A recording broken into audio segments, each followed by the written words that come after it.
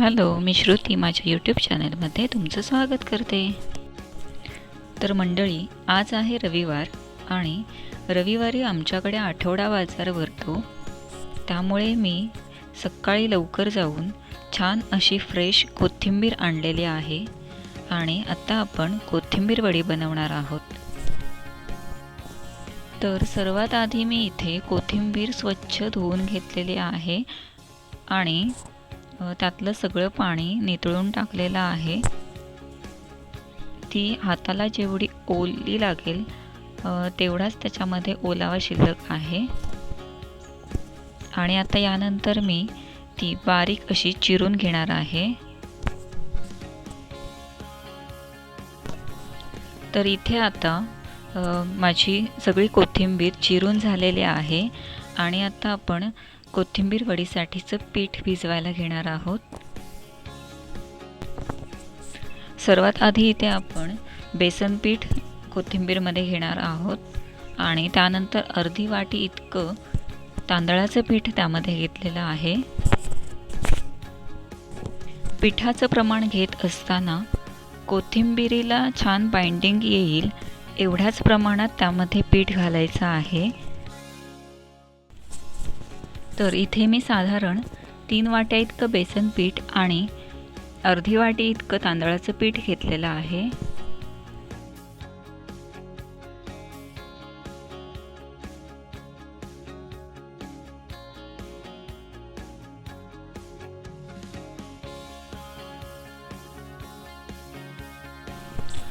तर इथे आता आपलं पीठ त्यामध्ये ॲड करून झालेलं आहे आणि आता इतर जिन्नस जे आहेत ते मी इथे टाकणार आहे। तर इथे मी अर्धा चमचा इतकी हळद घेतलेली आहे। त्यानंतर 1.5 चमचा इतकं तिखट घेतलेलं आहे।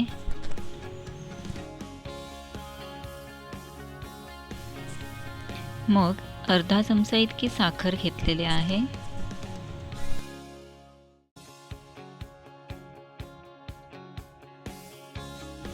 आणि त्यानंतर साधारण पाव चमचा इतका हिंग मी इथे टाकलेला आहे।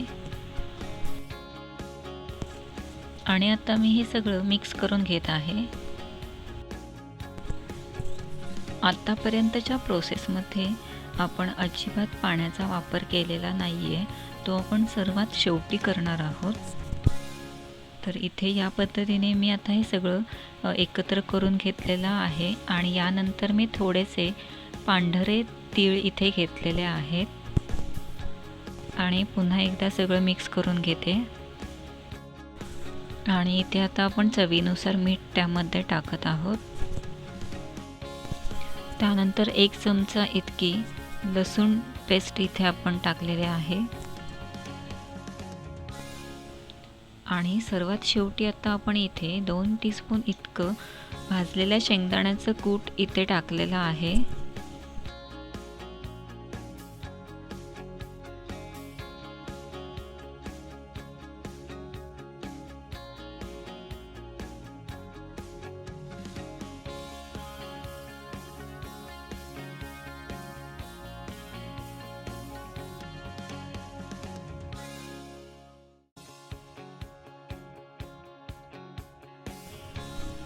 तर इथे आता आपले सगळे जिन्नस त्यामध्ये टाकून झालेले आहेत आणि पुन्हा एकदा सगळं मिक्स करून आपण हे साधारण 10 ते 15 मिनिटासाठी झाकून ठेवून देणार आहोत।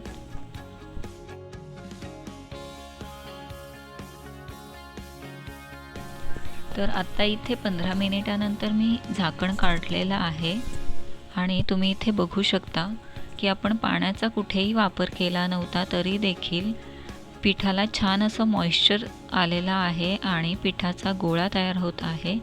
तर अशा पद्धतीने इथे आता आपलं पीठ ऑलमोस्ट रेडी आहे आणि यानंतर आता ते आपण पुन्हा एकदा मळून घेणार आहोत।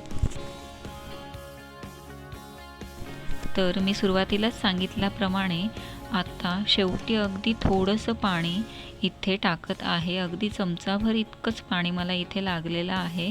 बाकी पिठाला जे मॉइश्चर आलेलं आहे त्यानेच आपण पीठ इथे तयार करून घेतलेलं आहे।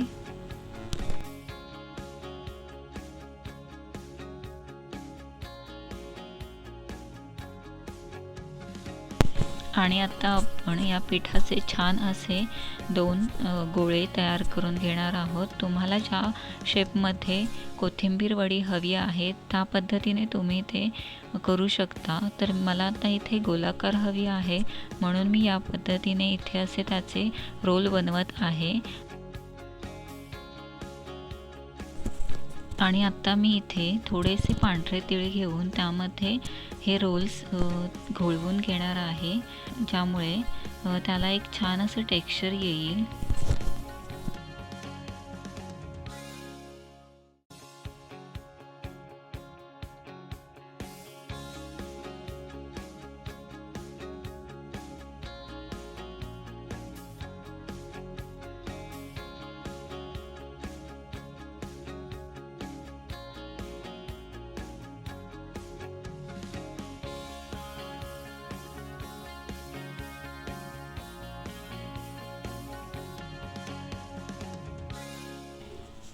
तर आता शेवटी आपल्याला हे रोल्स फक्त उकडून घ्यायचे आहेत। तर मी बाजूला इकडे पाणी गरम व्हायला ठेवलेलं आहे आणि ज्या पद्धतीने आपण मोदक उकडवून घेतो ट्रेडिशनल पद्धतीने, तर त्या पद्धतीने मी इथे ते आता उकडून घेत आहे।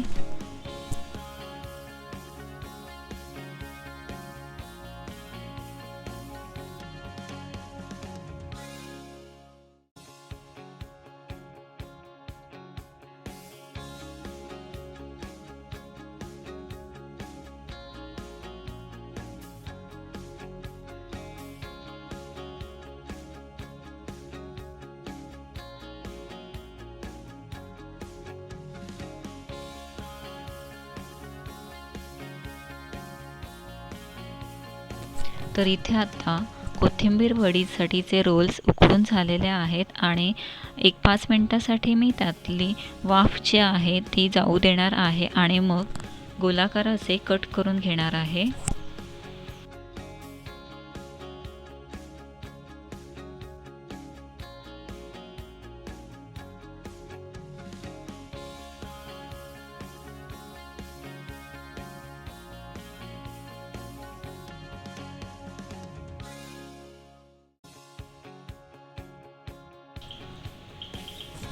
तर अशा प्रकारे कोथिंबीर वडी मी इथे तळून घेतलेली आहे आणि आपली डिश इथे तयार झालेली आहे।